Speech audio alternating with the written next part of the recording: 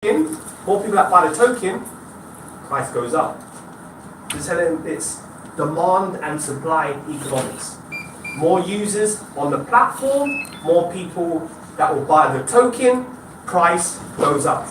My last 15 years is in hedge fund. I understand how the demand and supply work.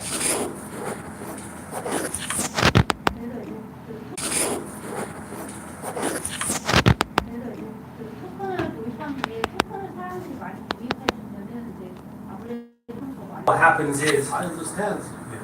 you understand? So what happens is that now we're doing a private sell. We have a smart contract.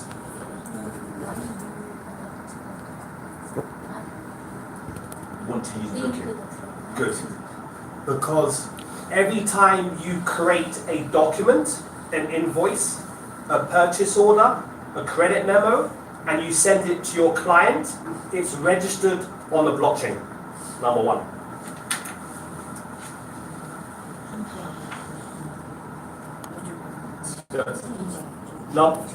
Number two, when it's registered on the blockchain, the more transactions that's shown on the blockchain, this information would impact the credit facility.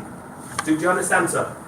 I was saying, when you create documents, invoices, and you send it to your client, it's registered on the blockchain. Here. The more transactions you do on documents, on credit memos, this information would impact your credit rating. 근데 이 시스템 때 여러분이 문서를 더 많이 보내고 인보이스 많이 보내고 크레딧 메모 같은 것을 사용하고 이렇게 하면 그 모든 정보가 여기서 그 여러분의 크레딧으로 저쪽에서 아까 그 페이지에서 볼 수가 있고 저쪽에서 여러분의 크레딧을 잡힌다고. Then the credit increases the rating. So when you require financing, because the more documents you're producing on the blockchain, which cannot be deleted, it impacts your credit rating, then you have access to credit to grow your business. 여러분도 많이 사용할수록 크레딧이 올라가고 그래서 파이낸싱 하기도 좀 좋아지는 그런 것이 있다고 합니다. The more credit the company has, the more documents they get. Yes. So it's credit, how many documents they get want? So basically it will just work out, right now we're establishing the exact tokenomics, but it will be like, for example, 10 tokens per credit. Every document that's transacted, it affects your credit rating.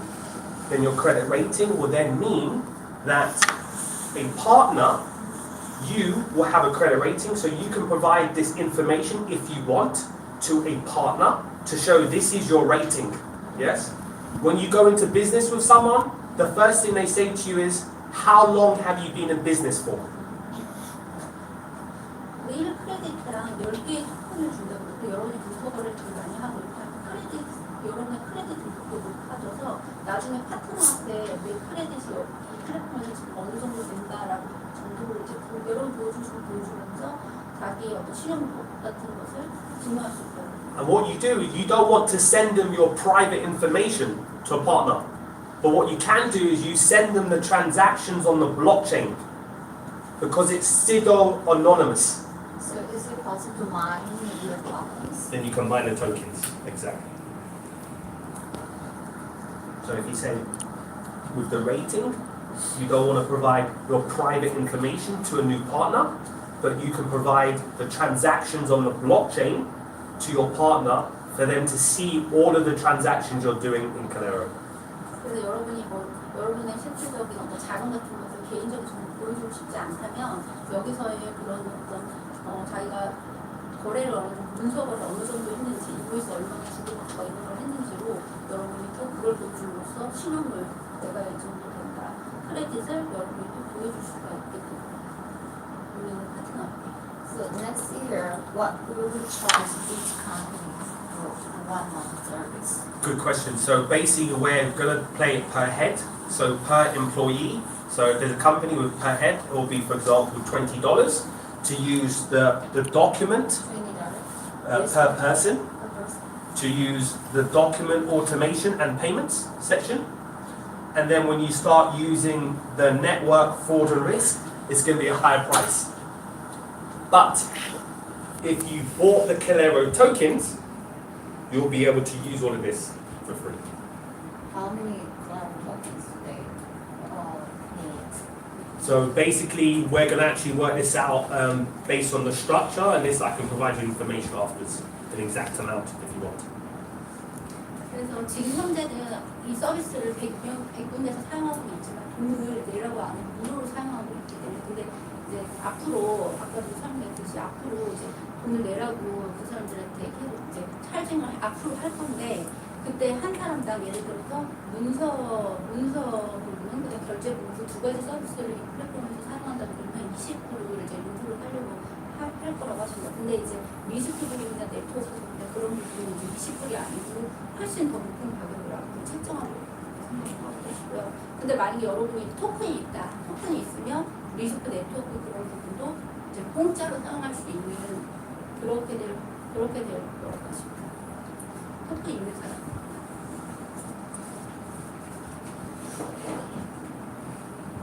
예정. Any other questions? 다른 질문 있으신가요? 그 카레로 토큰이 그냥 그 플랫폼 사용 토큰이에요? 아니면 예를 들어서 인보이스를 할 때 금액이 왔다 갔다 하잖아요. 토큰이 금액이든. 그럼 카레로 토큰을 사가지고 들어가야 되는 거예요? 아니면 뭐 물건값이 비싸면 카레로 토큰을 그 해당하는 만큼을 사가지고 카레로 토큰으로 서로 거래하는 거예요? So the users, do they have to always use the current token? If they have to send the money to the invoice amount, do they have to pay by the current token? Even they use Bitcoin, they have to change to current first. No. They can use Bitcoin also. Yeah. Directly to do that. 그래서 그냥 엔터런스 토큰이에요? 그냥 입장 토큰이에요? Look, when you 아무 log, 종류 상관없이? no. So when you log to have access to this information, you need to have Calero tokens. When you want to make a payment, you can pay in Bitcoins. You can pay in Ethereum. You can pay in fiat what do you mean access? to use the platform. 토큰은 이 플랫폼을 사용하기 위해서 You need 필요한 Calero tokens. 결제 같은 그럼 블록체인은 여기 블록체인은 어떻게 세우겠는데? 블록체인하고 뭐 상관있어요? 중간자 역할을 하는 건데 P2P가 직접적인 아니고 좀 중간에 개입하는 거잖아요. 지금 이 칼레로의 개념이 정신이 안 맞는다는 얘기지. 블록체인 굳이 왜 필요했냐 이거죠. Then the key things why does the Calero need the blockchain? Key things the Calero is just interfere between person to person. Why does Calero need blockchain? Yes, because ultimately the main real issue is, as I mentioned earlier, if I just show you. Here. 3 errors. The focus for this was not to focus on specific markets that are stabilized. My background is my great grandfather was a farmer. So a farmer in Africa. But unfortunately, he didn't have a bank account. So he would have to take goods and send it cross-border. So what we're doing, my focus really, is to be able to build this platform to help emerging markets. People that are unbanked, number one. People that don't have access to credit. So the focus is blockchain provides this decentralized structure which is immutable. Which then means people can create invoices, can send products, and then everything's running on the blockchain. Why? Because there's no trust between two partners. And that was the main reason why I created Calero, to be honest. Because of what I experienced in my family, when they send money cross-border, when they deal in relationships where there's no trust, but blockchain breaks that down. 본인의 부모가 아프리카에서 농부로 이제 일을 하셨었는데 그 아프리카 지역은 은행 계좌가 없으셨대요.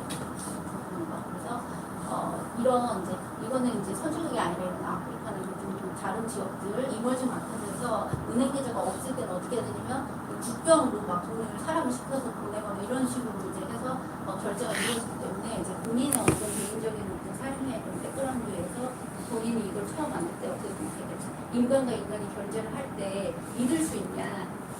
그 믿을 수 있냐에 해서 이 시스템에서 거래를 하면 이제 투명하게 할 수 있으니까 믿을 수가 있겠다 싶어서 민주화하려고 디센트럴라이제이션 하려고 이 블록체인을 도입한 거라고 하시는 And that was the main use case of why I wanted to build this. And then having that base, so the users that we have 30% of users based in Africa. We have 30% of our businesses based in Latin America right now. And also we have in Asia. 지금 그 아프리카의 30%, 라틴 아메리카의 39%, 유저 100 이상 되는 그 유저들이 아프리카의 30%, 라틴 아메리카의 30%, 아시아에도 있고 뭐 그렇게 지금 중국어가 되어 있습니다. Sounds like a really good project, but it's with blockchain, the borderless transactions which is possible with blockchain. But in Africa, how much percentage of people have cryptocurrencies? Good question. So you have, for example, before I built this business, first I wanted to travel around the world to meet businesses, to understand their needs. So, yeah. 예, 그래서 이제 전 세계 돌아다니면서 이 먼저 그 아프리카에서 So I traveled to Africa, I traveled to Latin America, I'm in Asia, to understand how businesses work and what are the problems. 먼저 이 사업을 시작하기 전에 본인이 먼저 아프리카나 라틴 아메리카, 아시아 먼저 여행을 해가지고 어떤 식으로 지금 진행이 되는지 어떤 식으로 있는지 그걸 보기 위해서 먼저 알기 위해서 여행을 하셨다고 합니다. A country like Kenya, 케냐 같은 경우는 Kenya has 70% mobile penetration. 70% of the people have mobile phone in Kenya. 케냐의 70%의 사람들이 지금 모바일 폰을 가지고 있다고 합니다. In the main small towns, they're using 5G internet. 그리고 작은 도시에 이제 메인 도시, 작은 도시 아니 메인 도시에 주요 도시에 4 내지 5G 인터넷을 사용하고 있다고 합니다. But not bank account. But no bank account. Do you understand? So they have all of this, but they have no bank account. So I said, how can we be able to give these businesses in Africa, Latin America, Southeast Asia, this opportunity to grow their business on the blockchain, which breaks down this trust, which takes banks out of the equation, because we don't need banks anymore. 그래서 이제 그 나라를 여행하는 국가가 이제 아프리카나 라틴 아메리카 이런 국가에서 인터넷적으로 전화기가 다 있는데도 은행 계좌가 없기 때문에 그런 은행을 개입시키지 말고 어떻게 하면은 이런 이제 업무를 할 수 있을까? 인간과 인간 사이 서로 인간과 인간 믿을 수 있고 투명으로 해서 이렇게 결제를 할 수 있을까? 그 생각이 강했어요. So as the mobile penetration grows and more users come online, they're going to want to improve their business. And what are they going to use? They're going to use Calero. 그래서 그 나라에 있는 그 모바일이나 온라인 같은 것을 그 나라 사람들이 사용을 많이 하면서 이제 그 사람들이 사업도 좀 키우고 싶은데 어떻게 하면 될까 이렇게 생각을 하면서 그런 사람이 은행이 이제 좀 힘드니까 칼레로를 사용하자 그런 생각을 So that's why blockchain is the heart. Blockchain is my life, and blockchain is this business.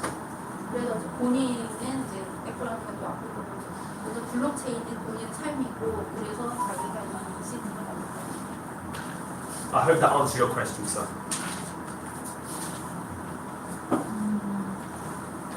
Any other questions? 다른 질문 있으신가요?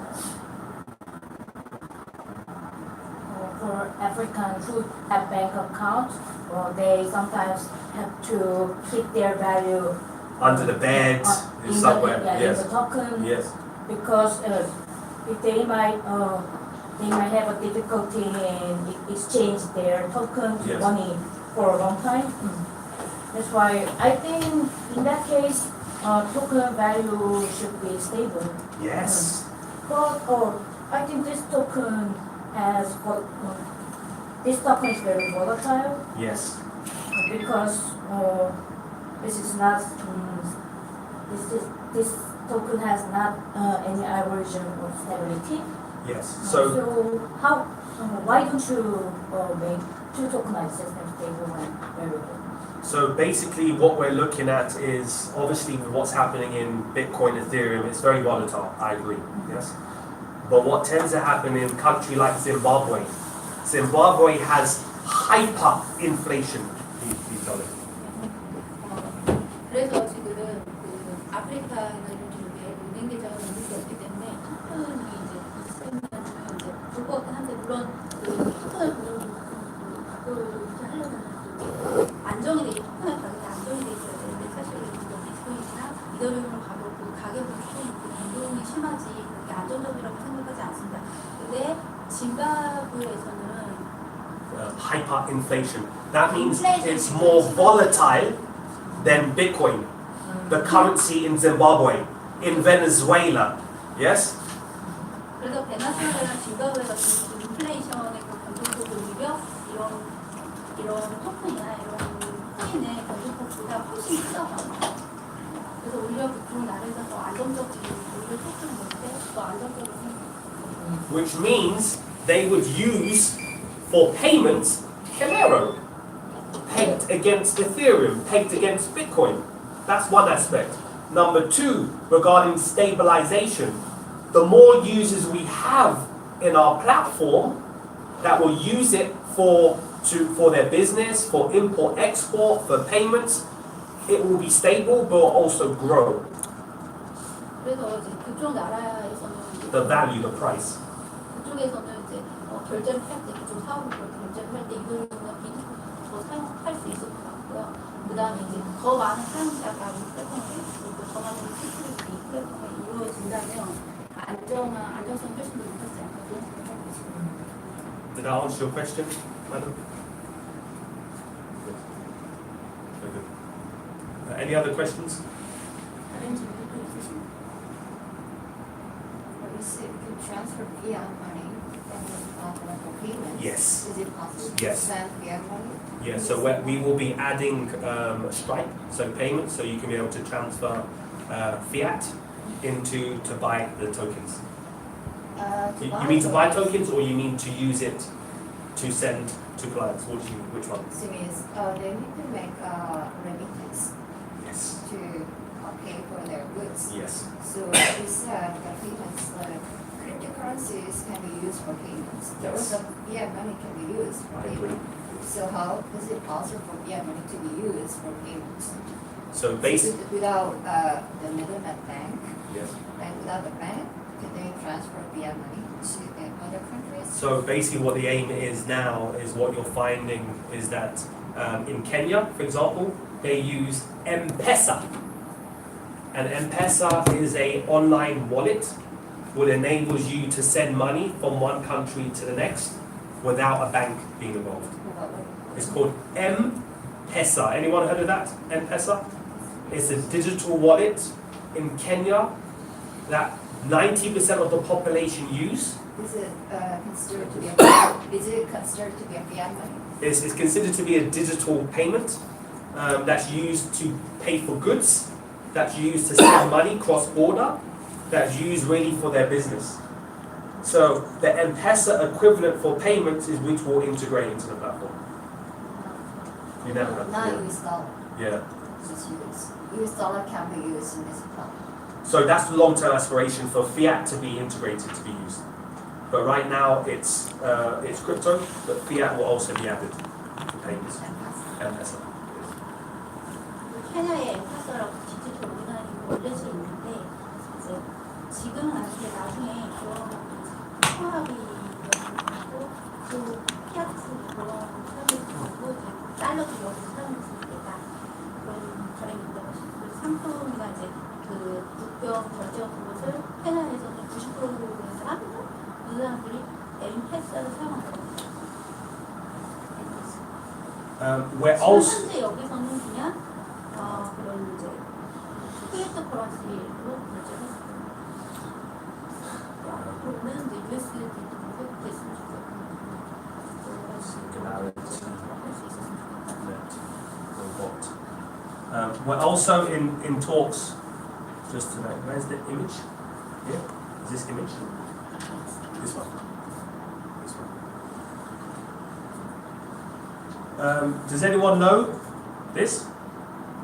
저 첫 번째 저 사진 혹시 아시는 분 계신가요? 소피아? Singularity. Robotics. Yes. 로봇인데요. With AI. AI So the founder 설립자는 바로 이분입니다. 이번 다섯 번째 사진에 계신 90% of all the robots are produced in Kenya. 이 로봇 AI 로봇의 90%가 케냐에서 지금 생산되고 있다. This is the only robot that has a citizenship. 시민권을 가지고 있는 분이죠.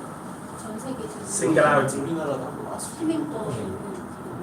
Yes. I am in communication with the owner of the robot for a partnership because they do supply chain from Africa to the rest of the world.